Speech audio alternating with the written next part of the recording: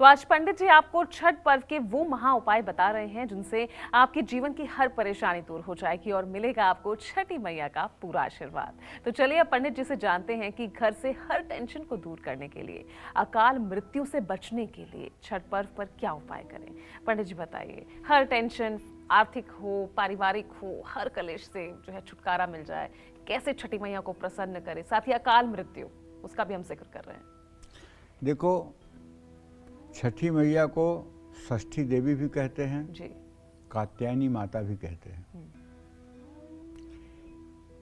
मार्कंडेय पुराण में इनके बारे में वर्णन आता है, एक स्थ तद्भू नारी व्याप्त लोकम त्रयम तुषा। जब इन्होंने स्वरूप धारण किया तो ये तीनों लोकों में व्याप्त हो गई, इतना बड़ा इनका शरीर था। देवताओं ने प्रार्थना किया कि माँ आप अपने स्वरूप में आए। जी।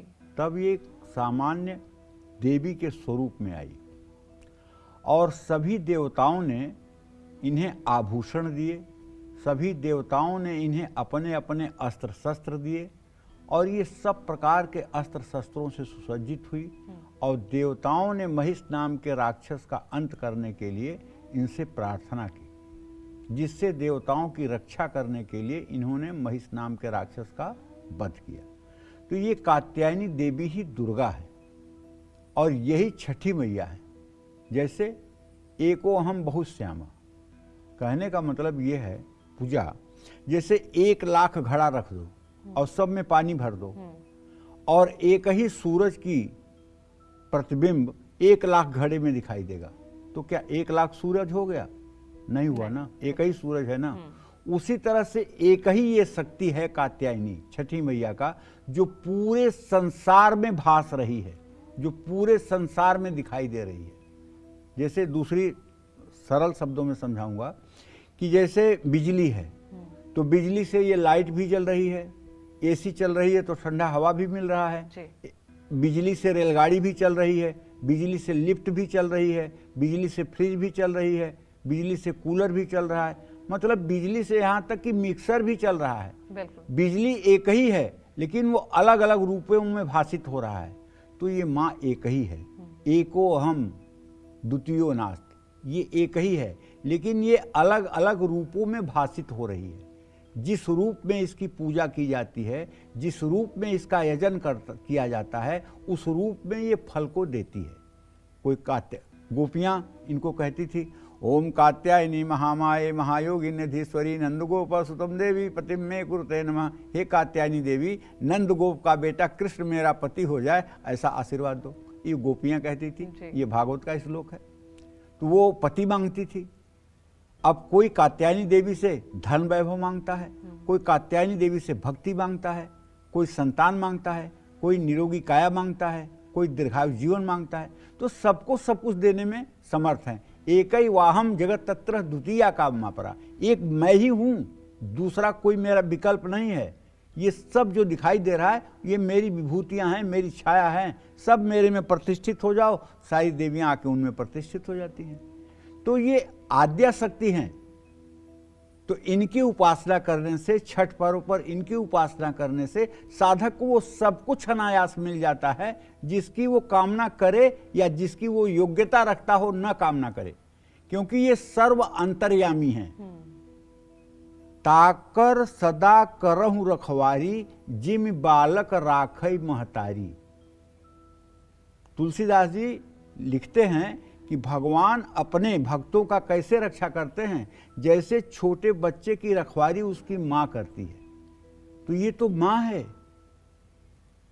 छठ का व्रत करने वाला, छठ मैया को मानने वाला, व्रत न भी करने वाला हो, छठ का व्रत करने वाले के सहयोग करने वाला, जहाँ कहीं भी रास्ते से डगमग होता है वहाँ मैया अपना दोनों हाथ ऐसे किए रहती है उसके।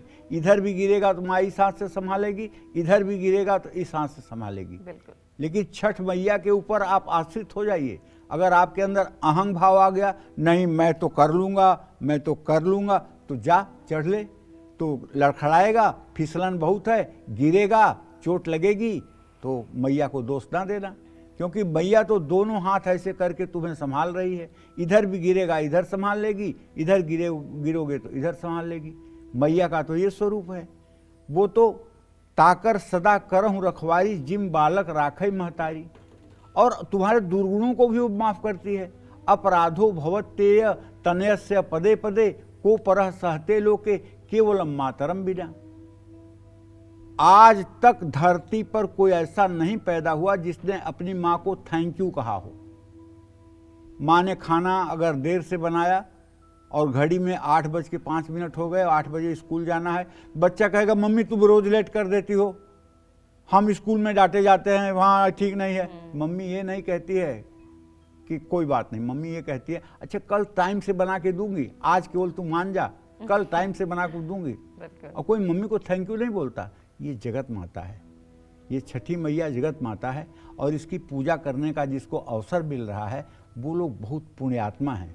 उन्होंने पूर्व जन्म में मोती दान किया है, उन्होंने पूर्व जन्म में बहुत पुण्य किए हैं, तब उन्हें छठी मैया के पूजा का विधान मिल रहा है। और ये विधान ज़्यादा करके उत्तर भारत के ही लोगों को मिल रहा है जी। समझ रहे हो ना हमारी बात को।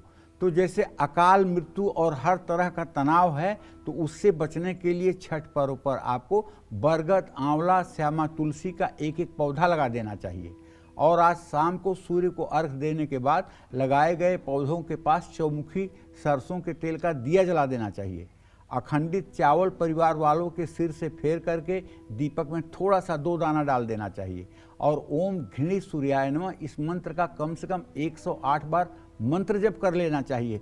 तब मजा आएगा ना, तब आपकी ठसक पूरी होगी और तब आपको आनंद आएगा छठी मैया के पूजा करने का।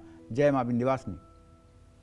तो दोष से अगर कोई जूझ रहा है या तो ऐसे में क्या करना चाहिए?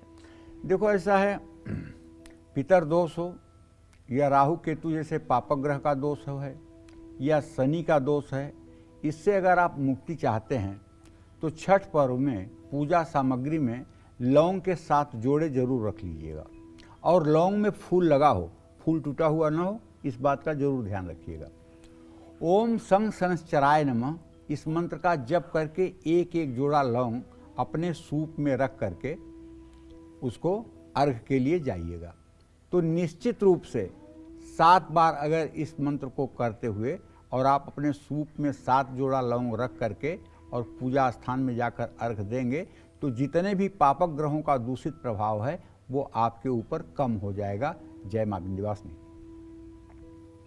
चलिए अब बारी आती है तुला राशि की। तो तुला राशि वाले छठ पर कैसे दे सूर्य को अर्घ और क्या उनको दान करना चाहिए, आइए पंडित जी से जानते हैं। पंडित जी, तुला राशि।